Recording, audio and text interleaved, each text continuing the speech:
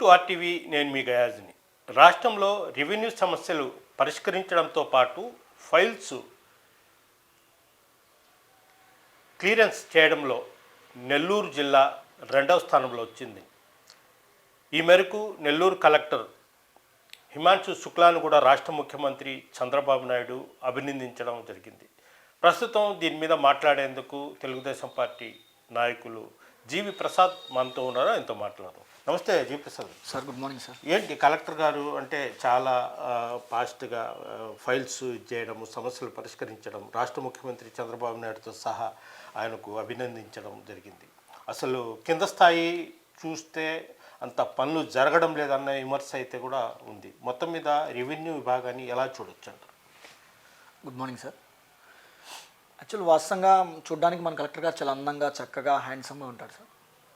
But అలాగే ఆయనతో పాటు జాయింట్ కలెక్టర్ గారు మారారు, ఆయనతో పాటు డిఆర్ఓ గారు మారారు. మొత్తం టోటల్ టీం కూడా కొత్త టీం వచ్చింది. యాక్చువల్ జిల్లాకు సంబంధించిన boss IAS officer Himanshu Shukla గారు ఆయన ఛార్జ్ తీసుకున్న తర్వాత సుమారు నెల్లూరు జిల్లా నుంచి 423 ఫైల్స్ క్లియర్ అయ్యాయి అనేటువంటి దాంతో ముఖ్యమంత్రి గారి దగ్గర నుంచి సెకండ్ ప్లేస్లో అవార్డు తీసుకోవడం జరిగింది. నేను ఈ మధ్య 22వ తారీఖు ఈనాడు ఫ్రంట్ పేజీ ఆర్టికల్ చూస్తే, అదే 22వ తారీఖు వచ్చినటువంటి ఈనాడు ఫ్రంట్ పేజీ ఆర్టికల్లో ఒక రెవెన్యూకు సంబంధించి ఒక ఆర్టికల్ చదవడం జరిగింది. డిస్కస్ పేరుతో అనేక ఫైల్స్ని సమస్యలు పరిష్కరించకుండానే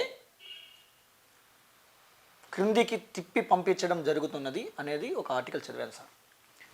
నేనేమంటానంటే, కలెక్టర్ గారు పని చేయాలని ఆలోచించడం తప్పులేదు, కానీ సమస్యను పరిష్కరించాలి, ప్రజలకు చేరువ కావాలి ప్రభుత్వం అనేటువంటి ఒక ఆలోచనతోటి పీజీఆర్ఎస్ని గవర్నమెంట్ స్టార్ట్ చేసింది సార్. అంటే అసలు పీజీఆర్ఎస్ అంటే ఏంటి సార్?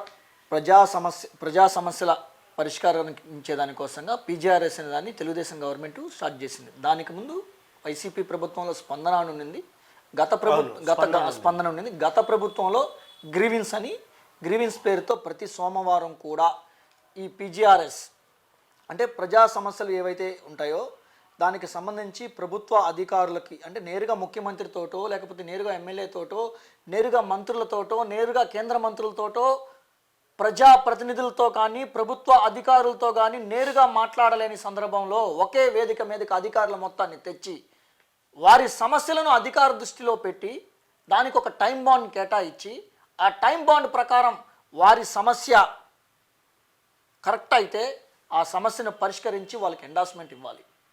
ఆ సమస్య కరెక్ట్ కానప్పుడు, ఆ సమస్య కుదరనప్పుడు ఏదైతే ఉంటుందో దానికి సంబంధించి పలానా కారణం వలన, పలానా దాని వలన ఈ సమస్య పరిష్కరించబడలేదు అని ఎండార్స్మెంట్ ఇవ్వాలి. అయితే ఇక్కడ ఒక పరిగణనలోకి తీసుకోవాల్సిన అంశం ఒకటి ఉంది సార్. ఈరోజు నేను అడుగుతున్న క్వశ్చన్ ప్రధానమైన అంశ Himanshu Shukla handsome collector sir. మన జిల్లాకి బహుశా ఈ జిల్లాలో మనం కొప్పల రాజు గారి దగ్గర నుంచి అనేక మంది ఐఏఎస్ ఆఫీసర్లను చూసాం. ఉండేటువంటి చాలా సీనియర్ ఐఏఎస్ ఆఫీసర్ కొప్పల రాజు గారు కానీ అయితేనేమి, శ్రీధర బాబు గారు అయితేనేమి, రామ్ గోపాల్ గారు అయితేనేమి, తర్వాత మన ముద్దార్ రవిచంద్ర గారు అయితేనేమి, శ్రీకాంత్ గారు అయితేనేమి, తర్వాత కలెక్టర్ సుజాతారావు గారు, అనేక మందిని. ఎందుకంటే నేను కూడా గతంలో అనేక సందర్భాలలో అనేక విధానాలుగా విద్యార్థి సంఘాలు కీలకంగా పనిచేసిన వ్యక్తిగా చెప్తున్న విషయం, ఏవైతే ఫైల్స్ క్లియర్ అయ్యాయని చెప్తున్నారో ఆ 423కు సంబంధించిన ఫైల్స్ టోటల్ ప్రజలను పిలిచి బయట పెట్టమని చెప్పండి.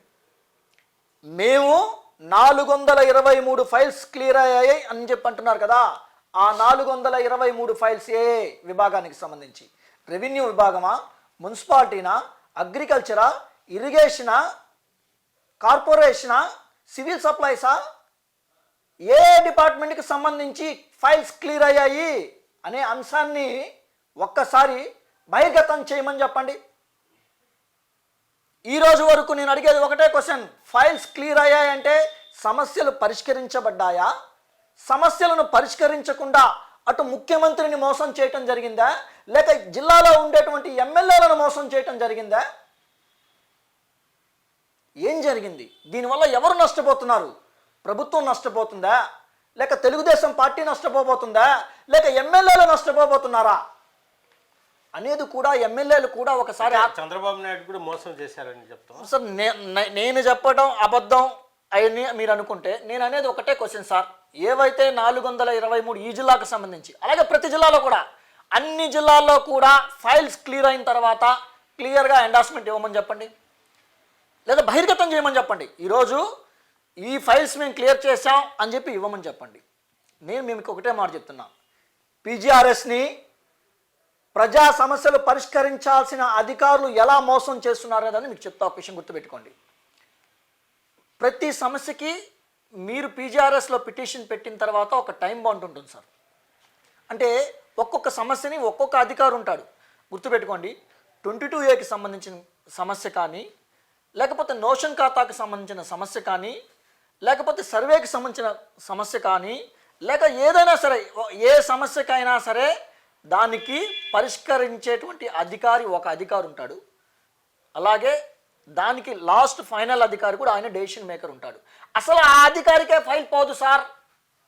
నేను అడిగేది ఒకటే క్వశ్చన్, మీరు 22Aలో పెట్టిన ఫైల్ ఏదైతే ఉంటుందో, నోషన్ ఖాతాలో పెట్టిన ఫైల్ ఏదైతే ఉంటుందో, దానికి డెసిషన్ మేకర్, దానికి సెటిల్మెంట్ ఆఫీసర్ జాయింట్ కలెక్టర్ గారు. అసలు జాయింట్ కలెక్టర్ గారి దగ్గరికి ఆ సమస్య పోదు. క్రింది స్థాయిలో 180 రోజులు, 60 రోజులు, 90 రోజులు ఏదైతే టైం బౌండ్ ఉంటుందో, ఆ nick of the last moment, ఆ ముందు లాస్ట్ టైం అయిపోయే ముందు లాస్ట్ 2 రోజులు మేము పై అధికారులకు పంపించడం జరిగింది అని నకిలీ ఎండార్స్మెంట్లు ఇస్తున్నారు, ఫేక్ ఎండార్స్మెంట్లు ఇస్తున్నారు. నకిలీ ఎండార్స్మెంట్లు, ఫేక్ ఎండార్స్మెంట్లు. క్లియర్గా నేను చెప్తున్నాను ఒకటి, ప్రతి దానికి కూడా, ప్రతి సమస్యకు కూడా పరిష్కరించే విధానంలో ఒక సిస్టమ్ ఉంటుంది.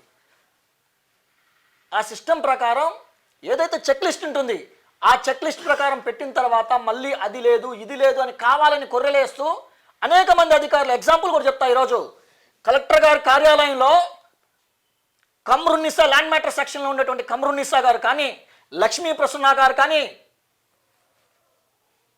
వీరి సెక్షన్లో ఎన్నెన్ని ఫైల్స్ ఈరోజు పెండింగ్ ఉన్నాయో చూడమని చెప్పండి కలెక్టర్ గారిని. కలెక్టర్ గారు నేను అడుగుతున్న క్వశ్చన్ ఒకటే, కలెక్టర్ గారు మీరు ఫైల్స్ క్లియర్ అయినాయని చెప్పారు కదా, ఏ డిపార్ట్మెంట్లో ఫైల్స్ క్లియర్ అయ్యాయో దానికి సంబంధించి మొత్తం కూడా ప్రజలకు తెలియపరచండి, ఎమ్మెల్యేలకు తెలియపరచండి. ఎమ్మెల్యేలు కూడా సంతోషపడతారు సార్. నేను అనేది ఇప్పుడు ఎమ్మెల్యేలు కూడా అసంతృప్తిగానే ఉన్నారా? 100% సార్. నేనేమంటానంటే ఒక ఎమ్మెల్యే గురించి నేను అడిగేది ఒకటే క్వశ్చన్. నేను అడిగే క్వశ్చన్ ఒకటి, పీజీఆర్ఎస్లో ప్రజా సమస్యలు పరిష్కరించబడాలి, పీజీఆర్ఎస్లో నకిలీ ఎండార్స్మెంట్లు ఇవ్వకూడదు, నకిలీ ఎండార్స్మెంట్లు ఇచ్చేటువంటి అధికారులు ఎవరైతే ఉంటారో ఆ అధికారులు వెంటనే చర్యలు తీసుకోవాలి. పీజీఆర్ఎస్ సక్సెస్ అయితే ప్రభుత్వం సక్సెస్ అవుతుంది, పీజీఆర్ఎస్ ఫెయిల్యూర్ అయితే వైఎస్ఆర్ కాంగ్రెస్ పార్టీ లాగా ఉంటుంది. గతంలో కూడా స్పందన పేరుతో జిల్లాలో ఉండేటువంటి అధికారుల వ్యవహార శైలి వలన ఈరోజు వైఎస్ఆర్ కాంగ్రెస్ పార్టీ నష్టపోయింది. స్పందన మానిటరింగ్ లేదు, అలాగే ఈరోజు పీజీఆర్ఎస్ మీద మానిటరింగ్ లేదు. నేను అనేది ఒకటే క్వశ్చన్ సార్, సమస్య మీ దృష్టికి వచ్చిన తర్వాత ఆ సమస్య ఏదైతే ఉందో ఆ సమస్య క్లియర్ అయిన తర్వాత క్లియర్గా ఎండార్స్మెంట్ ఇవ్వాలి. ఆ సమస్య క్లియర్గా పరిష్కరించకపోతే ఫలానా కారణం వల్ల పరిష్కరించబడలేదు అనేటువంటి వివరణ ఇవ్వాలి. అలా ఇవ్వకుండా అధికారులు నిర్లక్ష్యంతో, అందులో క్రింది స్థాయిలో ఉండేటువంటి అధికారులు సార్, మీకు ఒక చిన్న ఎగ్జాంపుల్ చెప్తాను, తప్పుగా అనుకోవద్దు. ఎంత దౌర్భాగ్యం అంటే ఈ జిల్లాలో ఉండేటువంటి అధికారుల దౌర్భాగ్యం ఎంత అంటే, డిఆర్ఓ విజయ్ కుమార్ గారు ఈ జిల్లా రాష్ట్రంతో పాటు ఈ జిల్లా రేషన్ బియ్యం విషయంలో నడి రోడ్డు మీదకి వచ్చింది. అధికార వ్యవస్థ, సివిల్ సప్లైస్ డిపార్ట్మెంటు రేషన్ బియ్యానికి సంబంధించి పక్కదారి పడుతున్నాయి, పక్క జిల్లా లారీ. దానికి కారణమైనటువంటి ఆ ఉన్నటువంటి అధికారి ఎవరైతే ఉన్నాడో విజయ్ కుమార్ గారిని సివిల్ సప్లైస్కి సంబంధించిన కమిషనర్ క్లియర్గా ఇతను మా డిపార్ట్మెంట్కే వద్దు అని తన్ని మదర్ డిపార్ట్మెంట్కి సరెండర్ చేస్తే, ఇదే జిల్లాలో ఇదే నెల్లూరులో అదే కలెక్టర్ గారి కార్యాలయంలో డిఆర్ఓగా నియమించారంటే ఎవరు దీని వెనక ఉన్నటువంటి వ్యక్తులు? పొలిటికల్లా సార్, పొలిటికల్ జరిగిందా, అధికారుల స్థాయిలో జరిగిందా, చేతులు మారాయా అనే విషయం కూడా బయటకు రావాలి. నేనేమంటానంటే పరిపాలన పర్ఫెక్ట్గా ఉండాలి, ప్రజా సమస్యలు పరిష్కరించబడాలి. ఒక అవినీతి అధికారిని ఆ డిపార్ట్మెంట్ గవర్నమెంట్కి సరెండర్ చేస్తే అదే అధికారం తీసుకొచ్చి పోకల్ పోస్ట్లో జిల్లా సచివాలయం కలెక్టర్ గారి కార్యాలయంలో డిఆర్ఓగా ఎలా నియమించారు? ఎవరు దీని వెనుకున్నటువంటి అధికారి? ఏం జరుగుతుంది అడ్మినిస్ట్రేషన్? ఈరోజు ల్యాండ్ మ్యాటర్ సెక్షన్లో ఉండేటువంటి కమ్రున్నిసా మేడం, తన మేడం పోస్టింగ్ వచ్చి రీసర్వే డ్యూటీ. ఒక పక్క కేంద్ర ప్రభుత్వం, ఒక పక్క రాష్ట్ర ప్రభుత్వం, ఒక పక్క ప్రధానమంత్రి గారు, ఒక పక్క ముఖ్యమంత్రి గారు రీసర్వే పర్ఫెక్ట్గా జరగాలి, రీసర్వేలో భూ సమస్యలు తలెత్తకూడదు, రీసర్వేలో రైతులు నష్టపోకూడదు అని ఒక పక్క చెప్తుంటే రీసర్వే డ్యూటీని తీసుకొచ్చి కలెక్టర్ గారి కార్యాలయంలో ఎలా డిప్టేషన్లు వేస్తున్నారు? రీసర్వే డ్యూటీలు ఏం చేస్తున్నారు? ఈరోజు కలెక్టర్ గారి కార్యాలయంలో ఉండేటువంటి అధికారుల వలన, కలెక్టర్ గారి కార్యాలయంలో ఉండేటువంటి లక్ష్మీ ప్రసన్న, కమ్రున్నిసా మేడం, ఇలాంటి అధికారుల వలన ఈరోజు ప్రభుత్వం నష్టపోబోతుంది. అంటే టోటల్ మీద ఇలాంటి వాళ్ళ వల్ల ప్రభుత్వానికి చెడ్డ పేరు వస్తుంది అనుకో సార్. 100% గుర్తుపెట్టుకోండి సార్, నేను ఒకటే మాట చెప్తున్నాను. నేరుగా ముఖ్యమంత్రి గారు వచ్చి నేరుగా ముఖ్యమంత్రి గారి సమస్యను పరిష్కరించలేడు సార్, కుదరదు. నేరుగా మంత్రులు వచ్చి పరిష్కరించలేరు. అలా పరిష్కరించలేరు కాబట్టే పీజీఆర్ఎన్ఎస్ అనేటువంటి ఏదైతే పథకం ఉందో ఆ పథకం ద్వారా అధికారులని ప్రతి సోమవారం అధికారులందరినీ ఒకే వేదిక మీదకి తీసుకొచ్చి అనేక రకాల సమస్యలు, ఎందుకంటే సుమారు 56 డిపార్ట్మెంట్లు ఉన్నాయి సార్. ఈ 56 డిపార్ట్మెంట్లకు సంబంధించి ప్రజలకు ఉండేటువంటి సమస్యలు కానీ ఏదైనా కూడా వారి నోటీసులో పెడితే దాన్ని క్లియర్ చేస్తారు అనేటువంటి నమ్మకంతో క్లియర్గా పక్కడ్బందీగా పీజీఆర్ఎస్ని నిర్వహించాలని ప్రభుత్వం ఆశిస్తుంది. కానీ క్రింది స్థాయి అధికారులు నకిలీ ఎండార్స్మెంట్లు. నేను అడిగేది ఒకటే క్వశ్చన్, నీ దగ్గర అప్లై చేసేటప్పుడే నేను 22A అప్లై చేశాను సార్, నేను నోషన్ ఖాతాలో అప్లై చేశాను, దానికి సెటిల్మెంట్ ఆఫీసర్ ఎవరు? Joint collector. అసలు జాయింట్ కలెక్టర్కి ఫైల్ పోకుండా మీరు ఎంఆర్ఓకి ఎందుకు పంపిస్తారు? జాయింట్ కలెక్టర్కి ఫైల్ పోవాలి, జాయింట్ కలెక్టర్ దగ్గర నుంచి ఎంఆర్ఓకి రావాలి. జాయింట్ కలెక్టర్ గారికి ఆ నోటీస్లో ఉంటే క్రింది స్థాయిలో ఉండేటువంటి ఎంఆర్ఓ గారు దాన్ని through proper channel MRO, VRO, RI, DT, MRO, RDO clear తర్వాత కలెక్టర్ గారి కార్యాలయం జేసీ గారి దగ్గరికి పోతుంది. అసలు నువ్వు నేరుగా క్రింది స్థాయి అధికారికి పంపించిన తర్వాత క్రింది స్థాయి అధికారి ఆ టైం బాండ్ కంప్లీట్ అయ్యేంత వరకు లాస్ట్ నిక్ ఆఫ్ ద మూమెంట్లో పెట్టుకొని మేము పై అధికారులకు పంపిస్తున్నాం అనేటువంటి ఒక ఫేక్ ఎండార్స్మెంట్లు ఇస్తున్నారు. దీనివల్ల పీజీఆర్ఎస్ నష్టపోతుంది. దీనివల్ల పీజీఆర్ఎస్ నష్టపోతే ప్రభుత్వం నష్టపోతుంది, ప్రభుత్వం నష్టపోతే ఎమ్మెల్యేలు నష్టపోతారు, ఎమ్మెల్యేలు నష్టపోతే ముఖ్యమంత్రి గారు నష్టపోతారు. దీనివల్ల ప్రభుత్వం పూర్తిగా కూడా పతనమయ్యే పరిస్థితికి వస్తుంది. కాబట్టి ఇకనైనా కూడా నకిలీ ఎండార్స్మెంట్లు, ప్రజా సమస్యలు పరిష్కరించకుండానే పరిష్కరించాము మేము పై అధికారులకు పంపించాం. పై అధికారులకు ఏంటి సార్? నేను అనేది పై అధికారే కదా, ఆ అధికారి సమస్య పరిష్కరిస్తాడు అనే ఉద్దేశంతోనే కదా నీ దగ్గరికి అప్లై చేసింది. ఇంకా పై అధికారి అంటే ఈయన ఈ క్రింది స్థాయిలో ఉండేటువంటి ఎంఆర్ఓ కార్యాలయం నుంచి పై అధికారి కాడికి పోవడానికి 180 రోజులు, అక్కడి నుంచి మళ్ళీ పై అధికారి కాడికి పోవడానికి మళ్ళీ ఇంకొక 180 రోజులు, అక్కడి నుంచి మళ్ళీ పై అధికారి కాడికి పోవడానికి మళ్ళీ ఇంకో 180 రోజులు. అంటే దేవుడు కరుణించిన పూజారి వరం ఇవ్వట్లేదు సార్, అలా ఉందంటారా? సేమ్ అలాగే ఉంది. కాబట్టి ఈ పీజీఆర్ఎస్ మీద ప్రభుత్వం పూర్తి స్థాయిలో దృష్టి సారించాలి. పీజీఆర్ఎస్ మీద ఏవైతే ఈరోజు నేను చెప్పిన మాట కాదు, ఈనాడు పేపర్లో చదవమని చెప్పండి. ఈనాడు పేపర్లో వచ్చిన సబ్జెక్ట్ ఏదైతే ఉందో డిస్కస్ అని చెబితే రైతు కన్నీళ్ళు వస్తాయి సార్. నీకు లేదా? నువ్వు స్టార్టింగ్లోనే క్లియర్గా నీకు పలానా పేపర్ లేదు, పలానా కారణం అనేది కనబడుతుంది. నీకు పైదాకా వచ్చింది అంటే ఒక విఆర్ఓ దగ్గర నుంచి కలెక్టర్ కార్యాలయం దాకా ఫైలు రావాలంటే రైతు ఎంత ఇబ్బంది పడతాడో, ప్రజలు ఎంత ఇబ్బంది పడతారో, ఎంత నరకాన్ని అనుభవిస్తారో నేరుగా అనేక సందర్భాల్లో వస్తే కలెక్టర్ గారి కార్యాలయంలో కనబడుతుంది క్లియర్గా. ఈరోజు నేను హిమాంశు శుక్లా గారికి నేను రిక్వెస్ట్ చేస్తున్న విషయం ఏంటంటే, సార్ మీరు చాలా చక్కగా ఉంటారు, హ్యాండ్సమ్ ఆఫీసర్, బట్ నేను అనేది ఏంటంటే గ్రౌండ్ రియాలిటీలో ఏం జరుగుతుంది? ఈరోజు 423 ఫైల్స్ క్లియర్ అయ్యన్నారు కదా.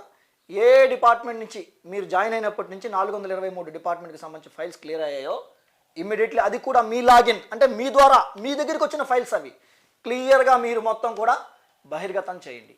అలాగే ల్యాండ్ మ్యాటర్ సెక్షన్లో ఉండేటువంటి కమ్రున్నిసా మేడం గారు కానీ, లక్ష్మీ ప్రసన్న గారు కానీ, అనేక మంది అధికారుల వలన రైతులు ఇబ్బంది పడడమే కాకుండా కలెక్టర్ గారి కార్యాలయాలలో కుప్పలుగా ఫైల్స్ పేరుకుపోతున్నాయి సార్.